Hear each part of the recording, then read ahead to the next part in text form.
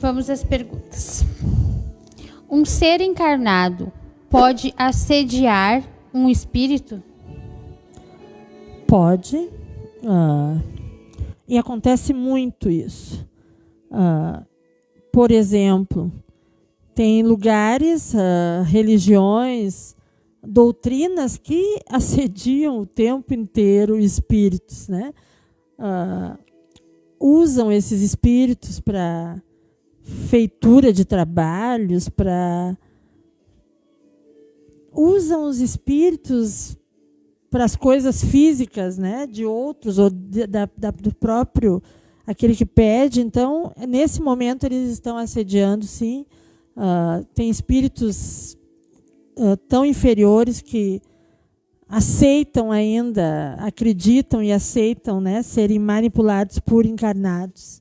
Então, pode acontecer, sim. A gente chama os eguns, os cavalos, né, são aqueles que trabalham para os encarnados. Amanda Campos nos pergunta: Fábio, essas pessoas que trabalham com você no espiritual, como a tua avó, o Ney Vargas, eles já são bem evoluídos? Eles vão reencarnar novamente ou agora só ajudam os encarnados? Eles são evoluídos, sim. Ainda em evolução também, né? Vão reencarnar, sim, assim como muitos espíritos de planos muito mais evoluídos que nós e que o nosso, continuam reencarnando. A reencarnação é um processo quase que infinito para se chegar aos últimos degraus da evolução, assim como Jesus chegou. É quase que infinita esse processo. Esses que trabalham com a Casa de São Francisco é um grupo grande de amigos, de espíritos voluntários que, de uma forma ou de outra, se apegaram a essa causa, essa missão, e já estão, desde que a casa tem essa pedra montada, eles estão comigo e eu estou com eles.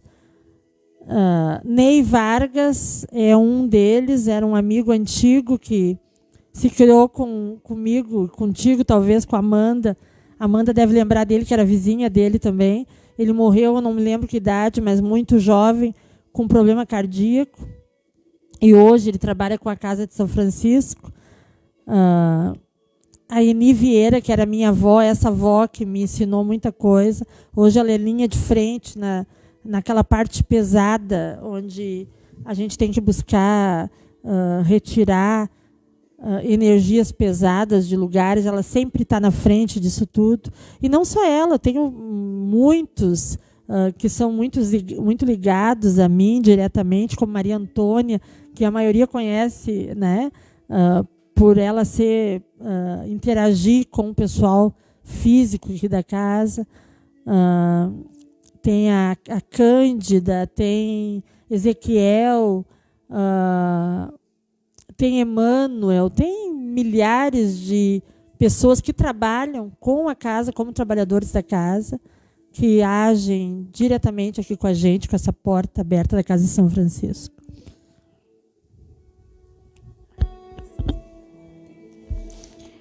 Temos uma outra pergunta da Luciana Nunes. Fábio, sonhei com a minha mãe e meu pai. Eles estavam num quarto todo branco, com camas brancas, e na frente tinha árvores de frutas. Eles me chamaram, eu e o meu filho, para deitar na cama com eles. O que pode ser? Provavelmente tu foi levada, né, a um plano onde eles devam estar recebendo tratamento. Tem colônias que são próprias para isso, né? Pessoas que desencarnam passam às vezes por longos tratamentos espirituais de energização. Então, provavelmente deve ter sido levada pela tua insistência em querer visitá-los, né? Querer ver eles, ter notícias deles. Aí, ó, recebeu, foi lá, viu eles, chegou perto, viu as condições que estão. Isso é maravilhoso, é um presente. o Everaldo Negrão. Esse acompanha a gente há bastante tempo. Bastante. Né? Pessoas que têm espiritualidade elevada, pode sentir que a sua hora está chegando? Pode sim, assim como todos podem, né? A maioria das pessoas tem essa possibilidade.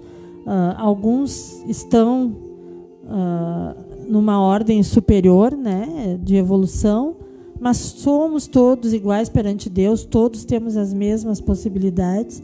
E pode sim, a hora da morte, quando ela se aproxima, por ser um fato, né, marcante demais, né, para qualquer ser humano, eu acredito que existe assim, essa percepção. Fábio, o que é zumbido no ouvido na visão espírita? O que eu interpreto, tá? A maioria das vezes, quando eu sinto que tem uma aproximação de algum espírito, que eu vou ter uma manifestação, eu sinto sempre pelo ouvido primeiro, né? Ou até quando vai fazer uma leitura, ou quando a gente se concentra, sempre dá aquela sensação. Isso, dentro da doutrina espírita, é muito comum, assim, esse zumbido demonstrar a aproximação de uma energia, né? A manifestação de uma energia. Isso dentro da doutrina espírita, mas também pode ser físico, né? Às vezes são problemas físicos dentro desse órgão que também devem ser investigados. Quais atitudes que desagradam os mentores espirituais? Tu sabe que eu vou te falar bem a real, assim, ó. Dentro do mundo espiritual não existe muito esse desagrado que as pessoas dizem, sabe?